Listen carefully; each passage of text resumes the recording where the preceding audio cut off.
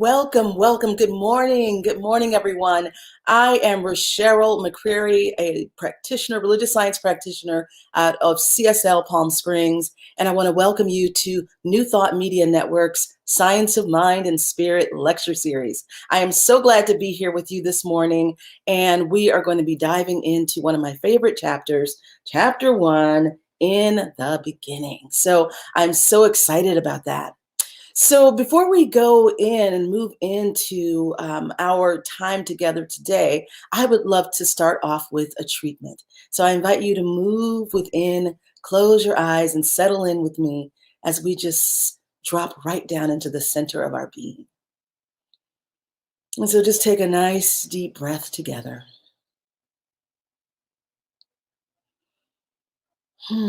And so we just settle right in, right here, right now, into that place and space where we are aware and knowing the presence of God, where we sense and feel and know that divine presence, that divine intelligence, first caused principle of all life, that is our very life.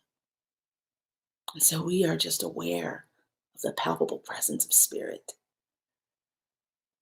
And I speak this word this morning, knowing absolutely that I am a divine and unique emanation of pure spirit, knowing that each one gathered here today is a divine, unique expression of the one, of the one.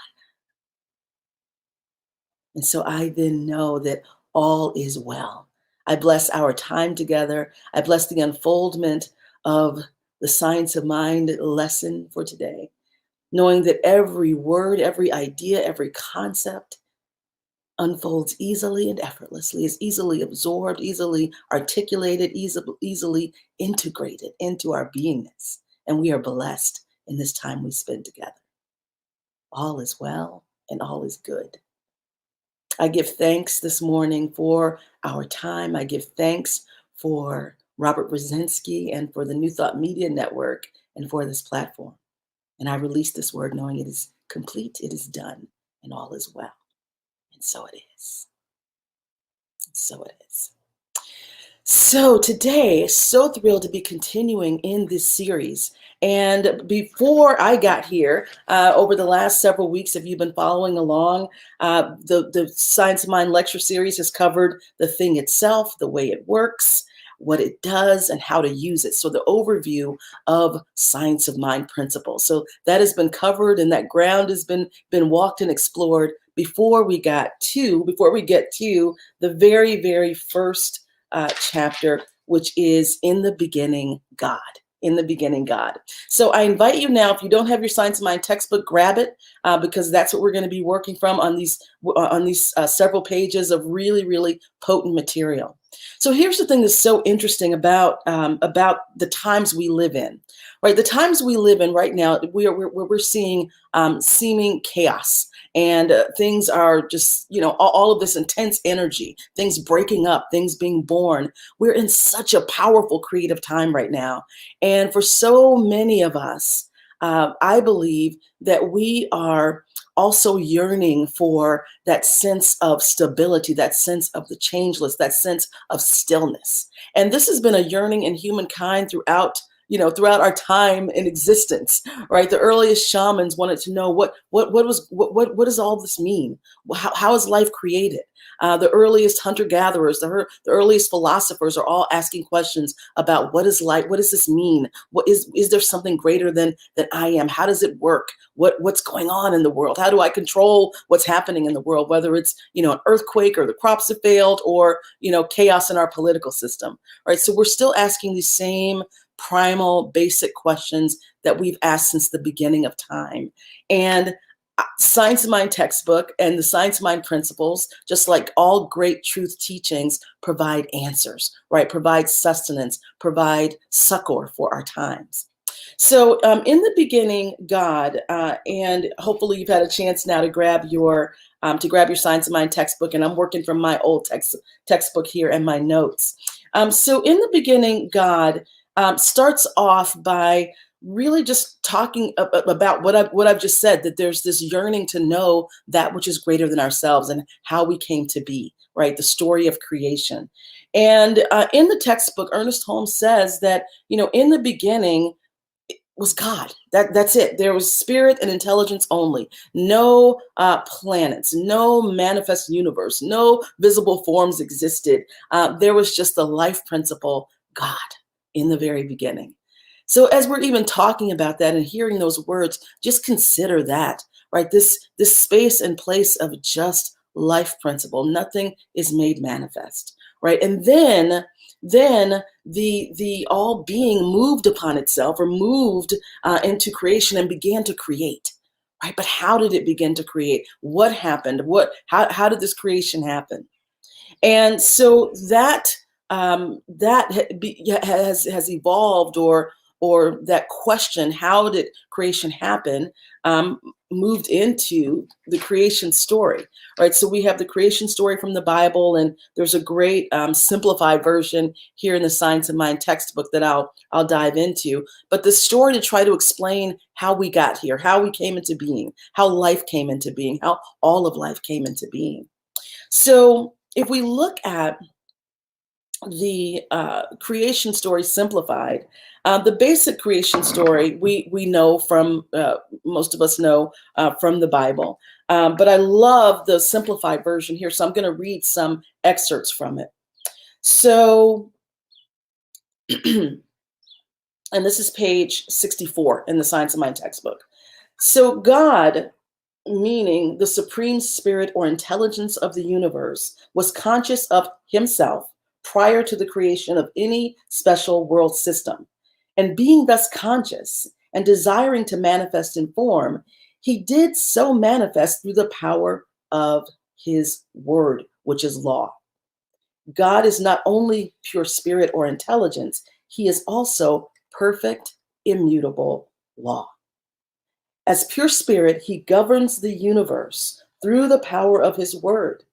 Hence, when he speaks, his word becomes law. The law must obey. The law is mechanical, the word is spontaneous. So God cannot speak a word which contradicts his own nature, right? So it's talking about here, how spirit is conscious of itself. Spirit spoke itself into being, right? Spirit moved upon itself, and spirit is all there is. Spirit is the word and the law, all of it. Spirit moves upon itself to create, right? And that is so powerful right now. I think this understanding that spirit is all there is, and it moves upon itself to create as the universe, to create as us, as humans, to create as anything that we see in the world. Spirit moves upon itself. It contains everything within itself, and it moves upon itself to create itself. It is the word, and it is the law, right? The word is the I think he says it's the container, or the form, or the mold, right? And the law moves it into a manifestation.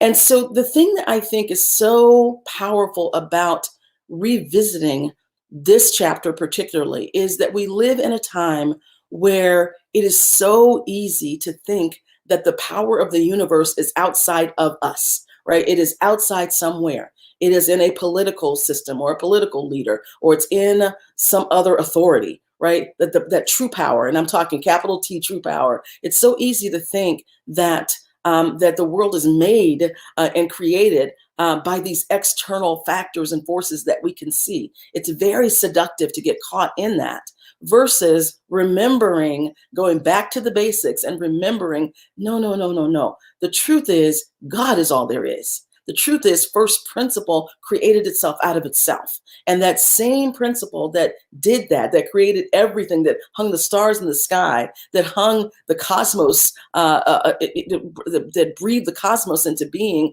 that created us, that same being, that same principle, that same life is underneath all, is behind all, and back of all of the seeming chaos that we see, right? And not only that, it is first cause. It is true power. And so I think it's so important for us to remember that, to remember whose we are and who we are, and what we're made of and what created us, because that is the truth of our beingness, not the external stuff that's happening that we do experience. So I'm not saying we don't experience externally, but I think fundamentally, when we move our center outside of ourselves, when we move creation and true power outside of ourselves, we're fundamentally out of order. We're fundamentally out of alignment. We're out of balance. And then the world begins to reflect that, right? The world begins to reflect our imbalance, our dis-ease, right? So this is so powerful for us to get back to the basics and remember that God is a whole, is the whole package, is the total package. You know, it is the word, it is the law, it is the thing itself. It moves upon itself to create itself. It is the total package. And we are divine. Therefore, if the spirit of life runs through, a spirit of God runs through everything, if the life principle runs through everything, then we are created out of that, right? We have that as our very nature, our very being, our true identity, our true identity. And so once we get ourselves sort of realigned in the truth, then we begin to understand what our true identity is, and that we have, not only do we have access to the first principle, first cause. In philosophy, they call it first principle, or science, maybe they call it that, one or the other. But not only do we have access to it, but it also uses us. It moves through us. It grooves through us. It manifests through us. But in the beginning is God, not man and not something else, but God. So the story of creation, and it goes on to talk about in the story of creation, which I think is interesting. So how man came into being, and it says here, this is page 65. So it says, God made the mechanical universe, the plant and animal life, but this did not satisfy him. He wished to create a being who could respond to and understand him. He could, and then he talks about, so he created a being who had real life within himself, right? And spirit could only do this by imparting his own nature into this being, this being who would have free will, this being who would have dominion over other less intelligent life forms. So he goes on to explain, to talk more about the story of creation. And so, it's set up in a very, very human narrative, this story. And the thing that I think is, again, most important for us to remember is that this thread of life runs through all things, right? The divine impulse, the divine spirit, the power, the one power, the one life runs through all things. So further in this particular chapter, Ernest Holmes talks about, it's called a deep inquiry, and he talks more about how the thread that runs through all religions, right? The thread that runs through all deep religions is exactly what I'm saying. This idea of a divine being, that one life that is in back of all, the capital R reality that's back of all appearance, and the ultimate cause of all things. He talks about how spirit knows itself, how it speaks itself into existence, and the volition that spirit has in creating forms and giving birth to life. And so one of the things as I go back through the Science of Mind textbook, I am also looking for what does this mean right now, right? We are in a historical time. We are in a time that is a big shift in history, a big shift in humanity, a big shift in our country, our world, how we live, how we interact and connect with each other.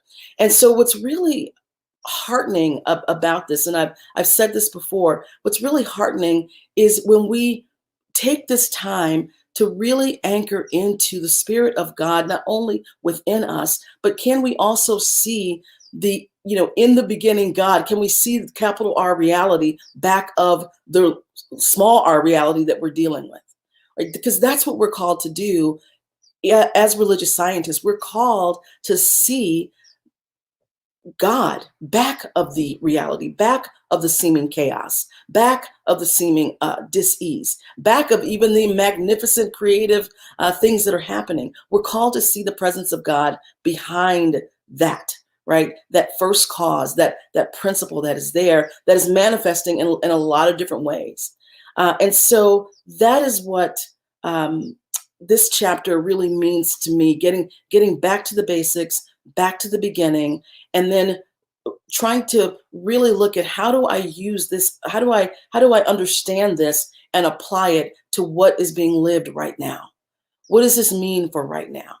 And one of the things that is really important is doing your spiritual practice, right? Being in a consistent spiritual practice, because in order to really get to the in the beginning God, to get to that capital R reality behind the appearance, to really have a felt sense of that, not just a knowledge of it, not just intellectually knowing it, but actually feeling it, living it, embodying it, is you have to be in relationship.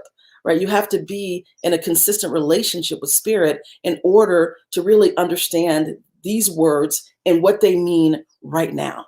Right? So cultivating silence, getting to stillness, even things that are very practical things, like many times I'll say to my clients, when you're clicking on things on Facebook and sharing things on Facebook and involved in that energy, right? It's very difficult if you're caught up in that, if you're caught up in all the swirling that's going on. It's very difficult to get to the spirit, the presence of spirit, the presence of God that is back of the appearance. It's very difficult to really be anchored in and understand the power of God is behind everything, and that's the true power. It's hard to do that if you're engaged and caught up in all the things of the world. So in order to get back to chapter 1, you have to have that spiritual practice that you're doing on a regular basis. You have to go within, move into meditation, disengage from social media, disengage from conversations, disengage from the things that seduce you into thinking that the power lies in man, right? Or lies in institutions, or lies in organizations. So certainly those things rule our day-to-day experience. But what we know is that when we go to first cause, we're in the place of absolute power from which we can then change the external picture, or we can produce or create. Spirit creates a new picture, some new experiences. And so that is really what I want to share today is the Science of Mind textbook is amazing. It is something that we return to time and time again, and we read it time and time again, like any great truth writing or truth text. And we see different things, we sense different things, we feel different things, we read different things, right, for the first time. And the real work, though, is embodying, right, is embodying this text, embodying, truly understanding, not just intellectually, but living and understanding it.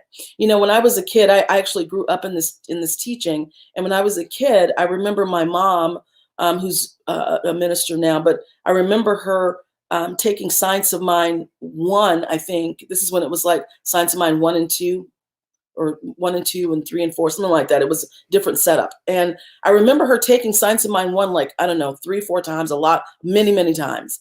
And I asked her, like, why was she taking this same class over and over again at church?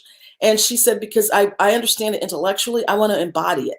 I want to, I need to know it in my heart, and know it in an embodied way. And that was really interesting to observe that, to observe and understand the distinction between those two. So I invite you to, if you have some questions, I invite you to go ahead and put questions in the chat. And Robert is here, hopefully, and he'll help me find the questions on this platform. But if you put questions into the chat, you can ask questions or interact. Or there's a link, I understand, in the chat. So if you want to use the link, you can also use that to ask any questions you may have. So, and Robert, you can let me know if there's anything I need to do to grab the questions or be aware of them. So I'd love to hear what you think about this, particularly how we take this teaching and how we take this chapter and how do we interpret it now? How do we use it to interpret what we're going through now in the middle of the what I call the pandemonium and this great big birth process that we're in right now that can really get you caught up in thinking that that things are sort of out of control, and really we're just in a big birth process as spirit is moving upon itself, birthing this new world, birthing this higher consciousness. But it can look and feel very, very unsettling. So I'd love to hear what your thoughts are about or questions you may have. So Robert, do we have any questions coming through in the chat?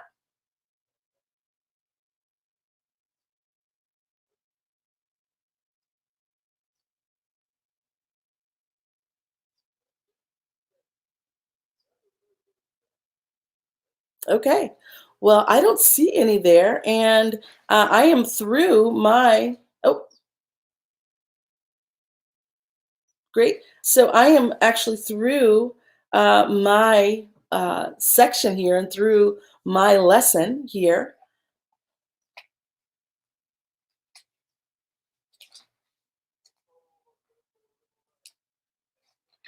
Great.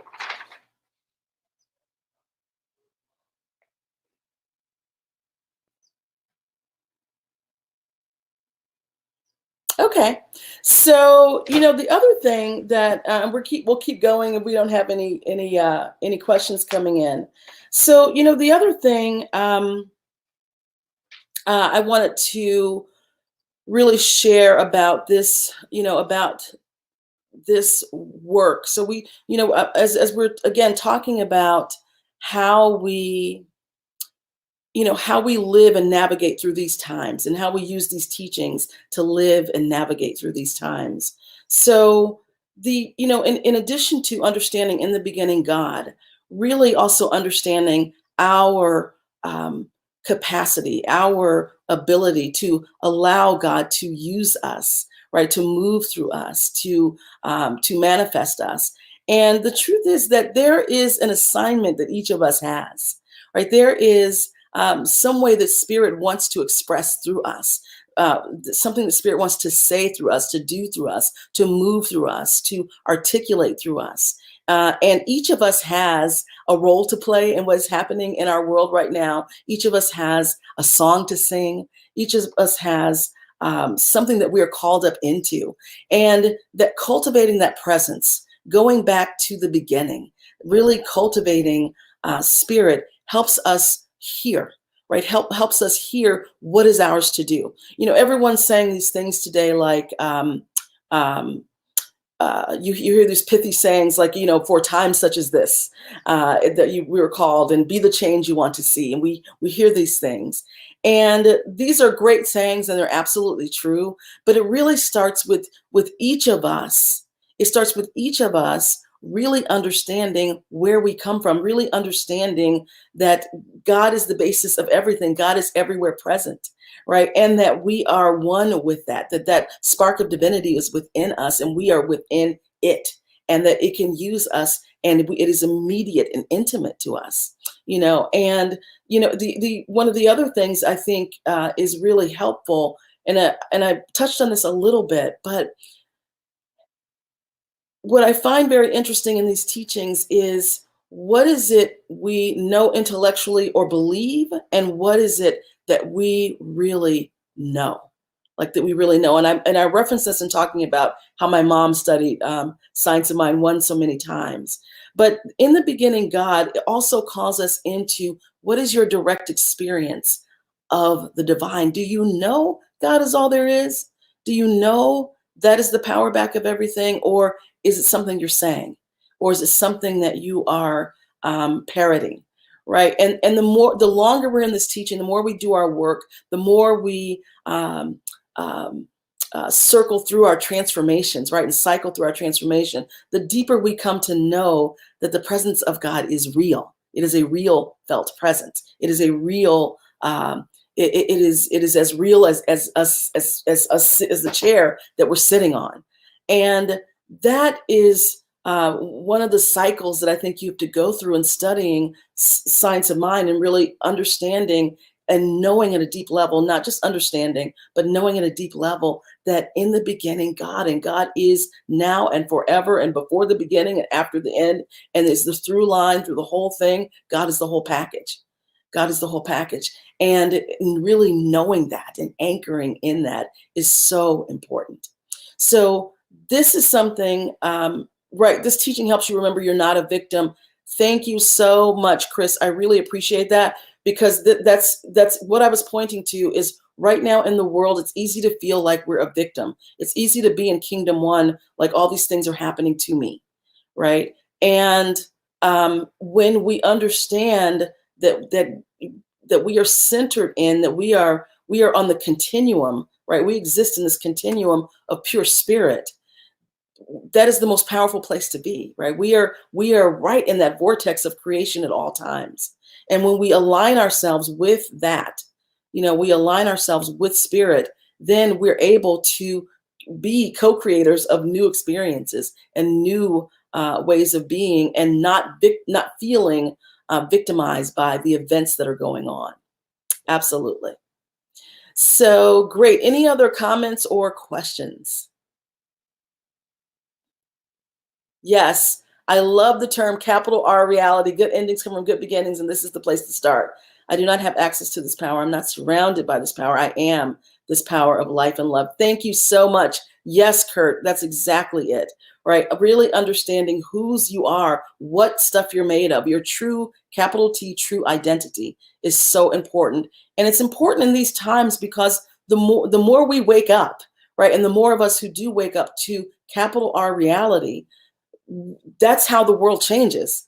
It doesn't change by us, just pointing fingers at other people. And if they would just do this, and if they just had a heart, and if they were just compassionate, or if they were just right, it doesn't really change from us trying to moralize other people or shame or guilt them into behaving a certain way.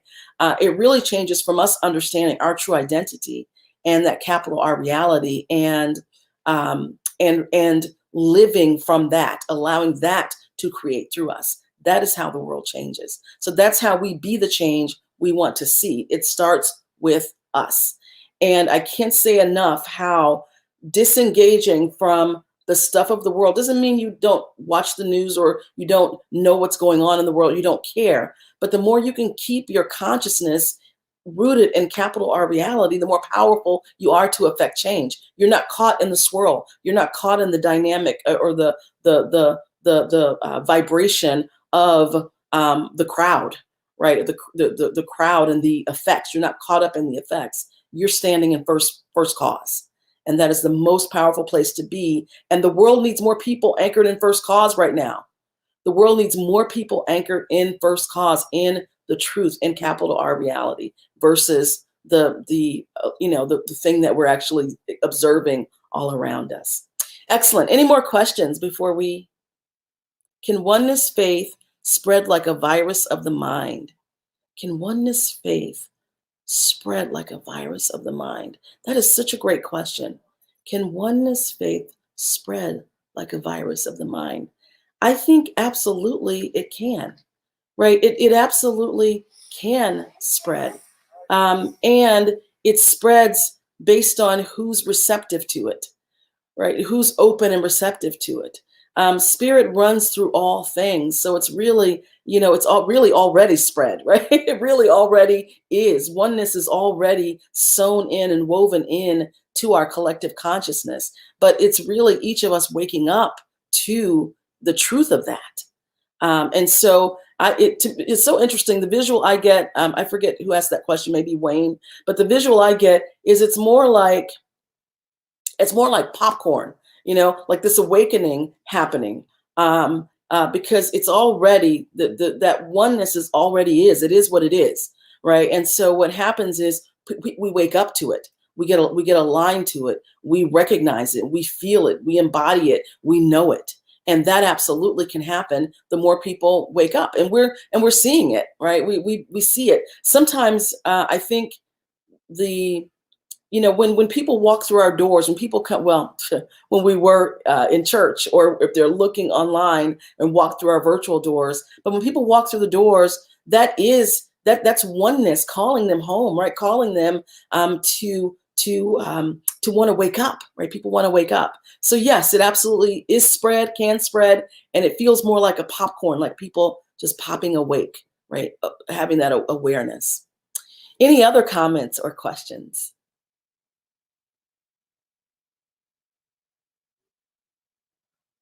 Good morning. Thank you, Reverend Sherry. So good to have you here. Excellent. So wonderful, wonderful. So Robert, did you have any other things you want to paste in here?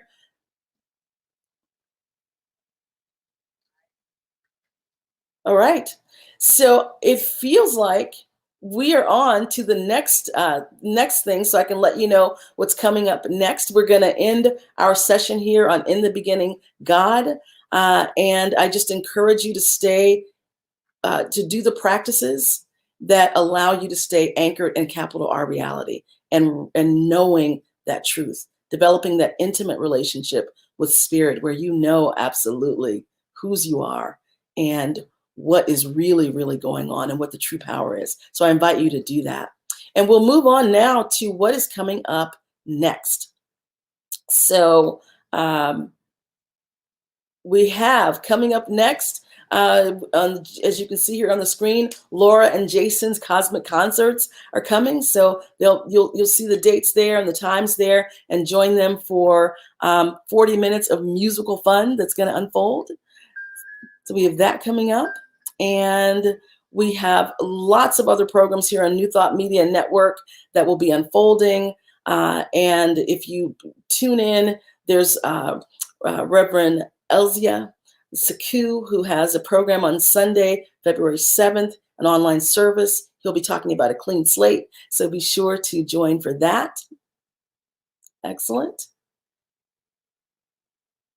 Excellent. So one journey, many paths here on New Thought Media Network. Lots of programming. New programs are starting. There's some existing programs. So I encourage you to tune into this channel often and frequently, so that you can get your tune-up, your spiritual tune-up, to get you through the week.